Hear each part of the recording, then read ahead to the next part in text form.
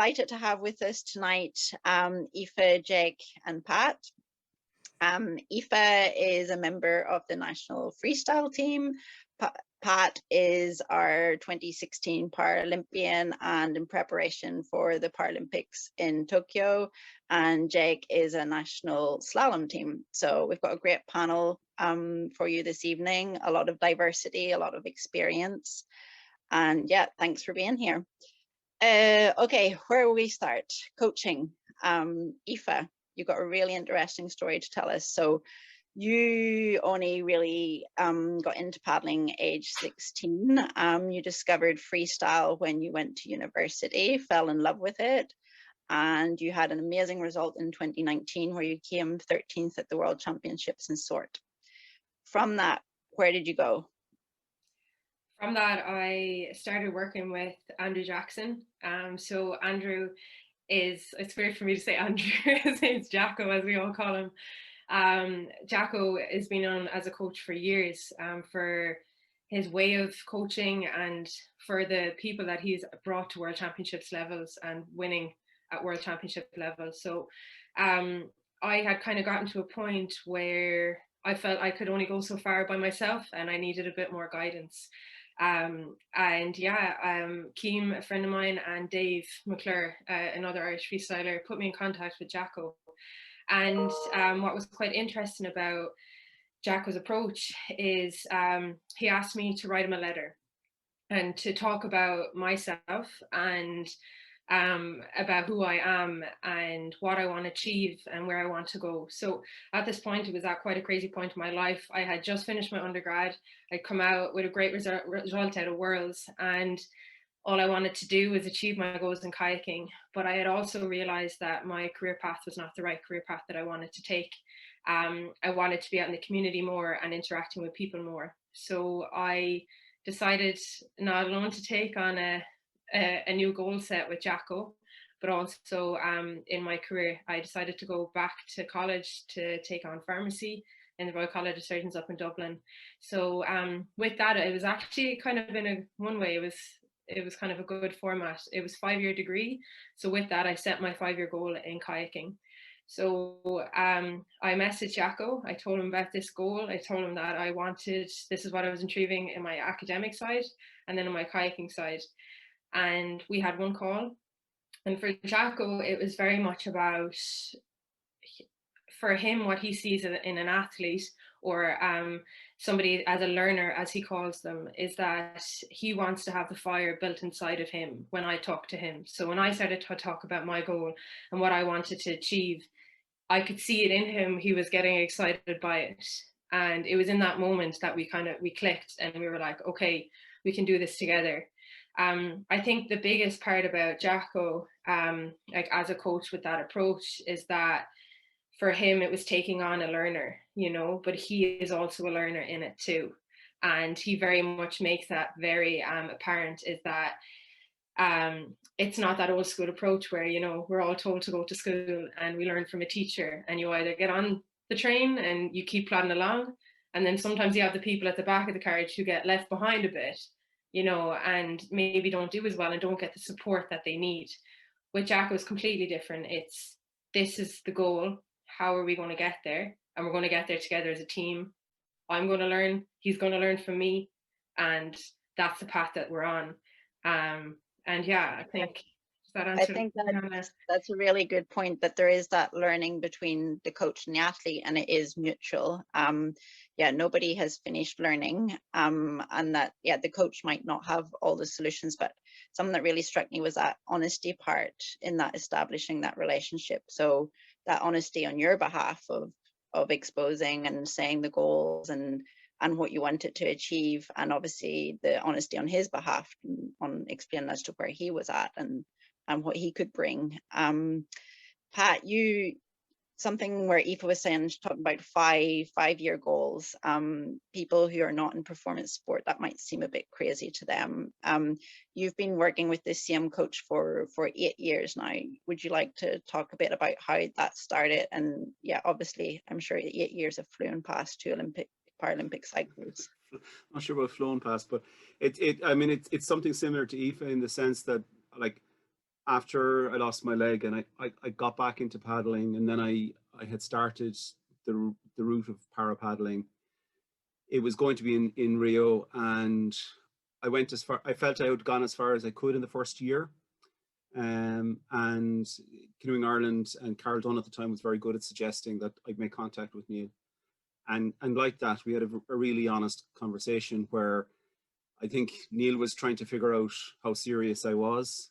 And I was trying to figure out whether I could work with a coach, because I'd never worked really on a one-on-one sport. I'd done some polo, which had coaches and stuff, but and it was a really, the first couple of months was a really honest conversation, as well as actually the training, trying to figure out what it meant to me and what it meant to Neil, and also to try and figure out the new sport that was new to him and was new to me. So, it was a real, communication is a really, really important part of what we have. And so, like, Neil has, because he has the sports background, and also because I suppose he's working in Trinity and I'm working in NUIG, he has an understanding of what my job involves and getting the life balance element to it, which was really important for me, because even though, like, my wife's in the other room, so I'm not going to speak too loudly, even though it's only a part-time gig, it's a full-time part-time gig. So I want to make sure that I'm getting everything I can out of it. And I want to make sure that I'm not wasting any time. That's really, really important for me. Yeah, and you had some quite wise words in the preparation of this interview. You said we only have time for 3 things in our lives at any one time. Yeah. So yeah, I mean, I kind of firmly believe that there are you have room for 3 things. So for me, it's my family, my work, and training, and that's it. That means I have room for nothing else. I don't have room to go out for a drink. I don't have time to read books. I don't have and I suppose if I am taking on people coaching or whatever, it's important to figure out how much of one of those 3 things a person is prepared to give to their sport. And it might only be a half, and that's fine. But I really think there are only room for 3 things in anyone's life at any one time, Yeah, I would definitely agree. Do you mind if I add something to that, actually? Because I don't know if Pat remember this. Pat was my lecturer in college, and I'm the reason that she went to do pharmacy, because she ran away from. No. You gave me the chemistry that I needed for pharmacy, so that was great. But no, I was seeing Pat on the water quite a lot, and then one day in college I was like, oh wait, I know that name, and Pat was my lecturer. But I met Pat for a coffee one day. I had emailed him and asked him, could I meet for a coffee, because I wanted to know how he did it. And that was it was my second year in college that I was on a turning curve in my sport, and I really wanted to push it harder and to get better. And Pat said that exact thing to me about, that you only had room for those 3 things in life. And it was amazing to see that I started implementing that into my own life. And it was at that point, actually, in second year, that I completely flipped everything up and started a completely new path within my sport. But it is a really important one, I think, for people to take on and just to evaluate their life and to evaluate those 3 things and to see the most important things that are in your life. And it actually allowed me to appreciate those things that you have just that bit more. But I think it is just, as from an athlete's perspective, I think it is something that everybody should consider in their life and just to look at for you to be able to push that next level. But yeah, it was a big one for me. Definitely. Commitment is obviously, it's just part of performance sport. There's no 2 ways about it, and the level of commitment has to be high. If your goals are high, you have to make sure everything else is lining with those goals. Jake, you can maybe talk a bit about this. In canoe slalom, we would like to have a whitewater course. We're not there yet, hopefully very soon. So for most slalom athletes, it means spending a lot of time away from Ireland. And for you, this is actually the beginning of your 2024 cycle. So that's very much the goal, Paris. And at the beginning of that cycle, you made a choice to relocate to Pau in the south of France, where there is a high quality international course where there's your training partner now, Liam Jigou, who is our 2020 Olympian, and you also decided to start working with a new coach, Nico, who is Liam's coach. Something that I find quite interesting in our preparation of this is that you have quite a unique approach now, where you go to different people for different elements of your preparation. So there's the technical, the physical, the mental. Do you want to talk a little bit about that? Yeah, so as you said, yeah, moved over here in January there. Yeah, before moving over, I was speaking to Liam, and he was saying that, you know, it'd be great if we could train together and stuff. And that's when I started the talks of working in with Nico and that. While still having a relationship with the coach that I'm working with, Rich, as well. And yeah, I think it kind of put me in a conflict, well, not conflict, but sort of in a position where I didn't need to choose, but the option to work with two different people were there at the same time.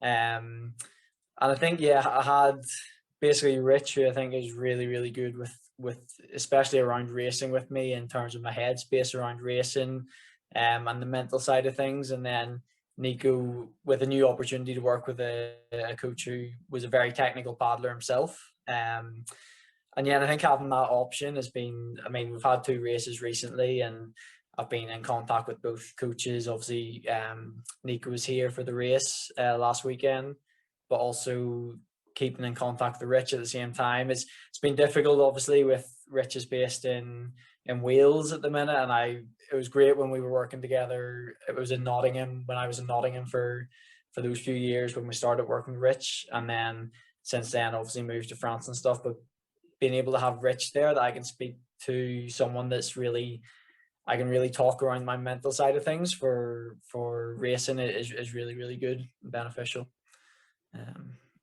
Yeah, and I think it's fantastic that the coaches have made that step as well, to work to complement each other and to work for the benefit of the athlete. Yeah. So moving on, language. Yeah, language is fascinating. There's how a coach will talk to you. There's how you talk to yourself. There's how you interpret feedback, etc. Anybody want to come in on that? Pat, you had quite a good example on a technical feedback. Yeah, You were I having suppose. with Neil. Yeah, I suppose one of the things that I suppose a lot of the time I spend training on my own, but when we do focus sessions, generally in Selbridge, you know, and Neil would maybe either paddling beside me or cycling along the towpath, and he would be giving me keywords, you know, your elbow at 90 or drive down on the hand or things like that. And what I found was that some of them worked fine, but some of them really didn't chime with me. It wasn't what I was feeling. And what we discovered over time was that, you know, I would occasionally go in after he said whatever he wanted me to do. I would occasionally kind of just think about my stroke and actually do the right stroke. And he would say, yeah, that's it, exactly. And I'd say, actually, you said for me to put my arm at 90, but actually it's more to do with my left wrist in the front as to what I'm doing. So if we can pay attention to those things, and then I can feed back to him, you know, if you actually want me to do that, feedback about my left wrist is a better way of getting it to happen. So it does have to be a constant communication, and as long as it has the right effect, it doesn't really matter what the trigger is, but it makes more sense for me, and I'm more likely to react to it, to the one that chimes for me. So that was the most important thing, language wise. Yeah, and if your coach, he pushes you or challenges you on your own language towards yourself and how you talk about what you're doing and your goals and things like that. Yeah, so there's a few of us that work with Jacko, and we all say sometimes it's very challenging, you know, at the start, where you're being asked, but why do you need to do this? And I guess there's that element. So in the sport, when you're trying to kind of break things down, but then there's the other side. So we have this thing going that it's about self-sponsorship, and it's about limiting beliefs and how you phrase things. So when I coach, this is something that I try to do. And it's also really fun because Jacko now finds that us, the learners, are challenging him when we see him doing anything.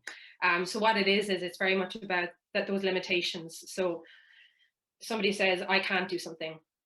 Oh, I can't do that. And it's not about that. It's I can't do it, but yes, or but why? And it's saying, oh, I can't do it, but I'll try this, or I will get it if I do this. So it's about that kind of that positive mentality, and kind of getting yourself to think in that positive way. Because what I find is that when I train and when I'm on the water and I'm trying to figure out something, it's okay, oh yeah, okay, that's challenging, but maybe if I try it this way, it might work better.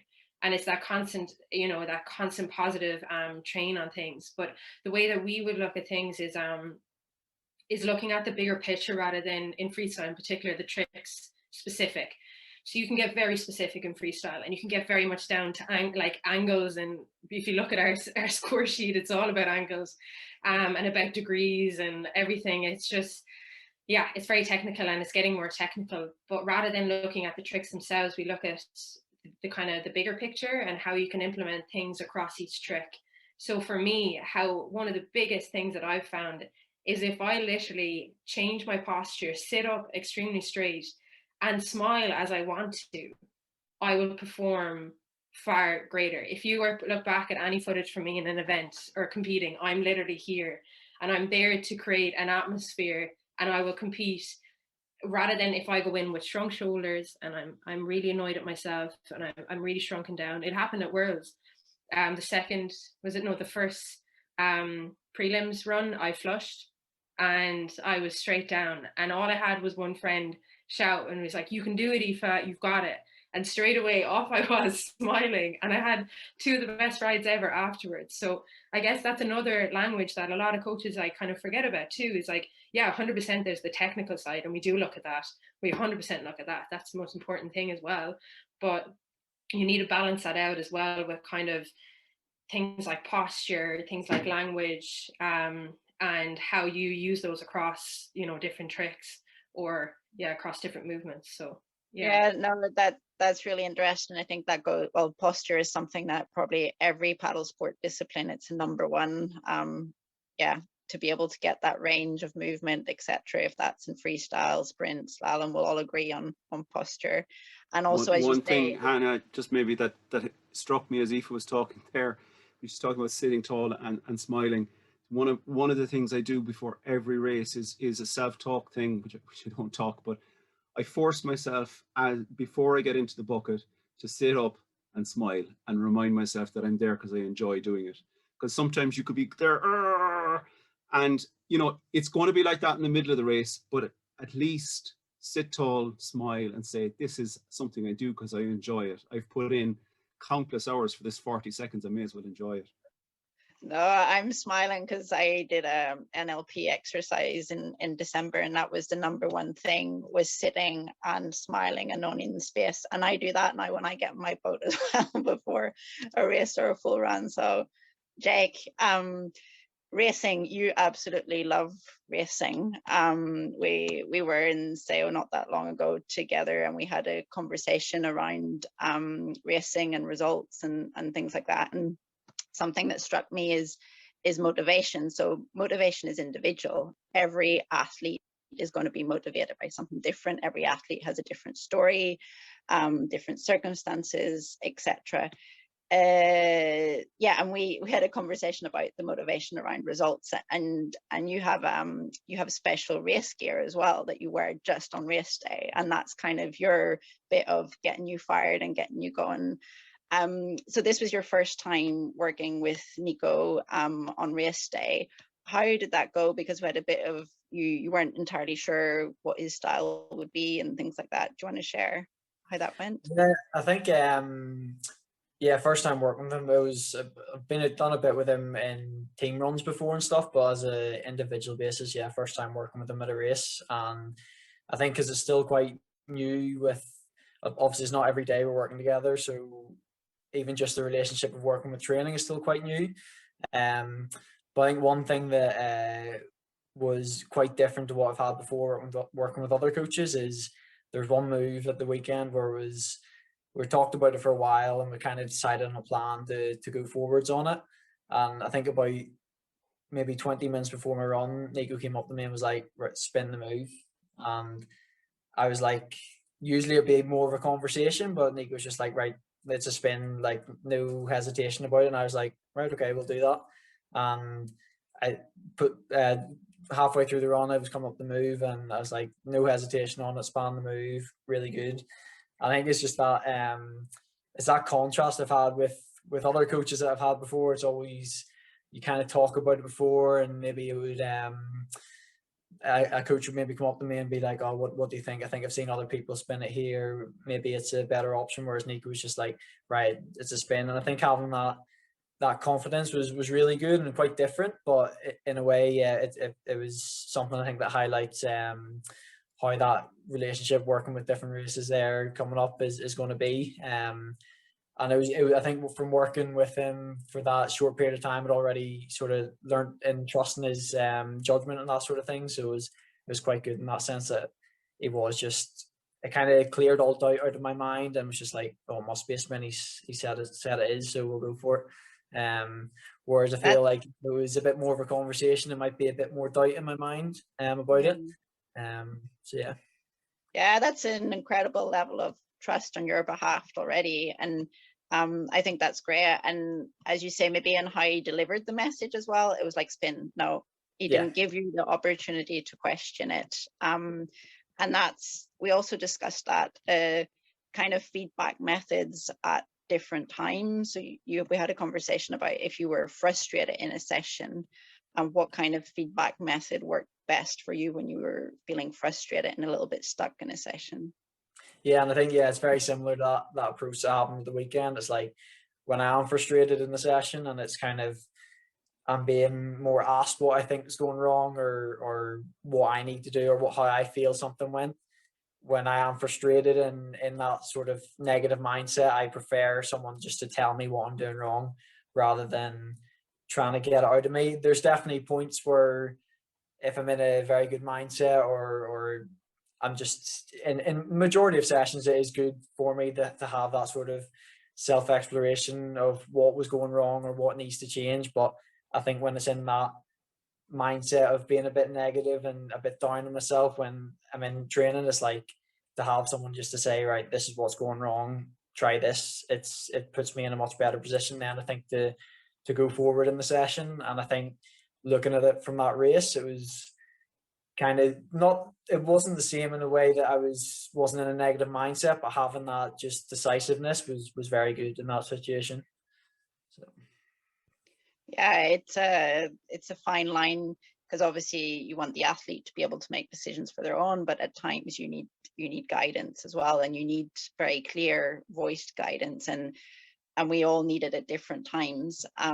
Something that came across as well is within your coaching relationships, it was that part about understanding the athlete also in their own life, but also within the racing environment and in their training environment. Yeah, something that's quite, I find, is quite an important message and sometimes maybe forgotten in the world of performance is the human. I'm very much, I believe the word human sits before performance, and that it's something that should always be the main focus. And yeah, I think Aoife, you made the point, when the human's happy, the performance happens anyway. So and there's that part around lifestyle commitments and programming, and for the coach to be able to understand the lifestyle commitments. So Pat, you were saying with Neil, it was kind of a unique and easy fit in some way because you have the same job more or less. Do you want to explain that? Yeah, I mean, Neil works in the Human Performance Lab in Trinity, and I'm a lecturer in chemistry in NUI Galway. So he knows what's involved in my day-to-day. He knows, I suppose, or knew from very early on that there are times of the year when pressure is on work-wise, where things are going to be tight and I'm going to have to cut margins and things. So he knew that, and like, so we had a conversation, and ultimately, like we had a couple of goes at it over a couple of months, but ultimately it amounts to the fact that I've given Neil the slots that I have to train, and I don't care. I will do it. I will be on the water. I will be in the water. I will, do weights or whatever. I don't care what goes into those slots. He knows the slots he has, and he has them to fill. So, and it worked out fine. And as you said earlier on, like we had a thing where there were 3 sessions on a Saturday that just didn't work with kids. My kids are a bit older now, so they probably would be glad to see the end back of me. But at that, when I started in particular, it didn't work. And so it's good to be able to have that, and him to know, and he knows my family now as well. Like we've stayed together in terms of at Airbnbs on camps, and so he stayed with my family. Obviously, we spent time with them in Rio as well, so he knows them as well, which is really important, I think, for him. The fact that he knows what's going on in the rest of my life as well is important. So yeah, it makes it a lot easier for me to be able to turn around to him and to say, I'm sorry, next Thursday, I know you have it down that I'm doing tests. I can't do them on Thursday. I'm going to have to do them on Friday, and it'll be grand. But that understanding built up over years, really. And a part of it was me to realize where the tight spots were during my year as well, Yeah. And Aoife, you talked to me about is it a super performer chart, you call it? So where you actually take measures but in a very holistic way. It's not just you on the water, it's you in many areas of your life. Do you want to chat a bit about that?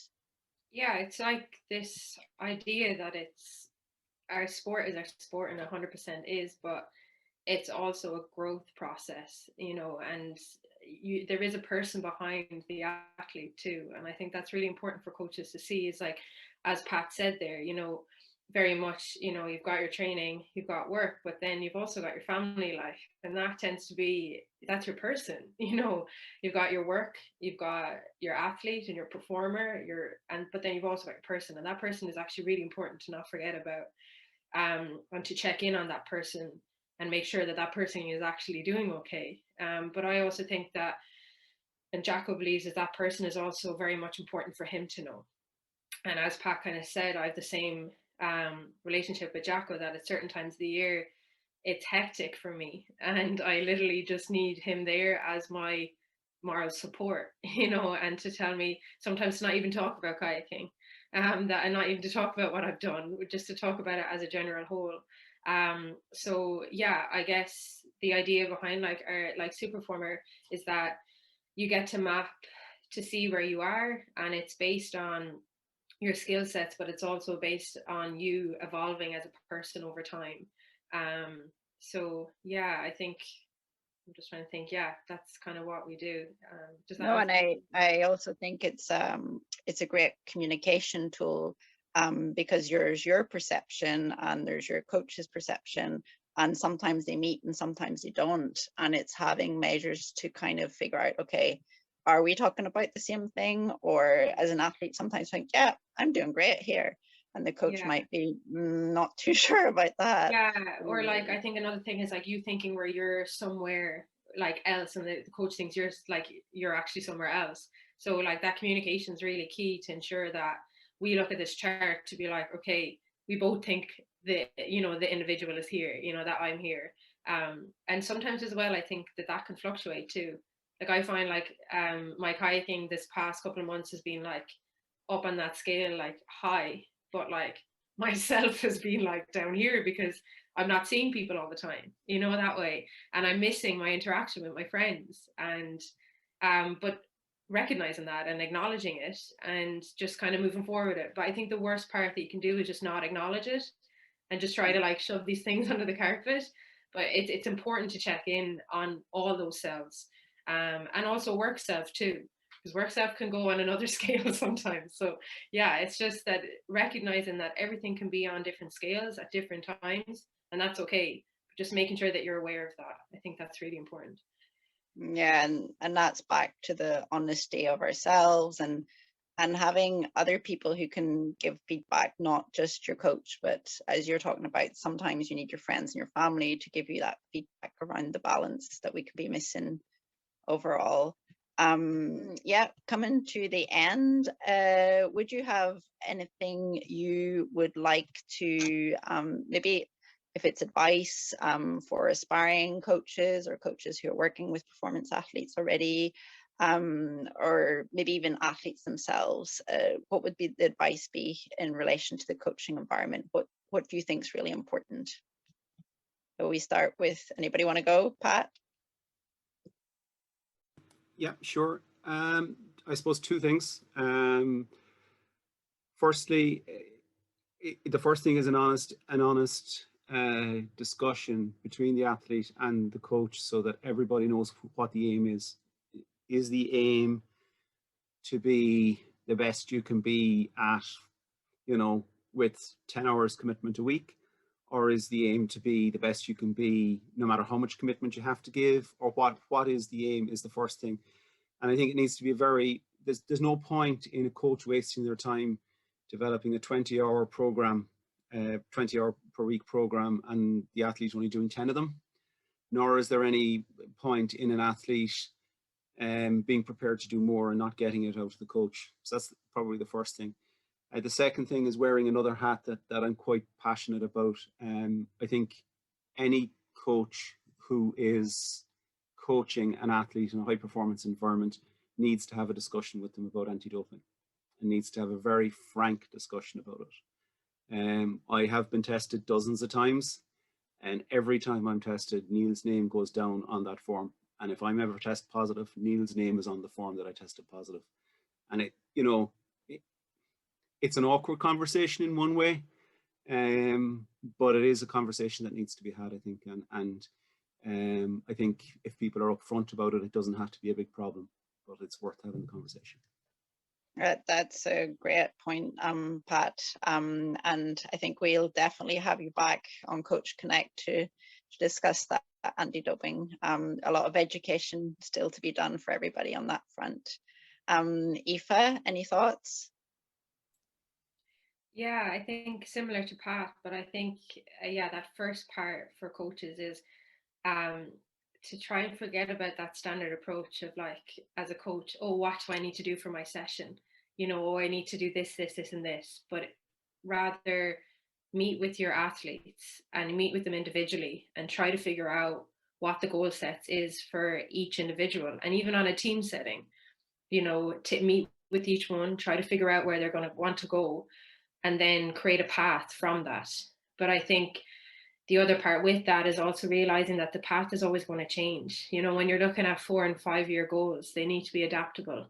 And if that's reviewing it every month, that's okay. If that's reviewing it every 5 months, 6 months, that's okay.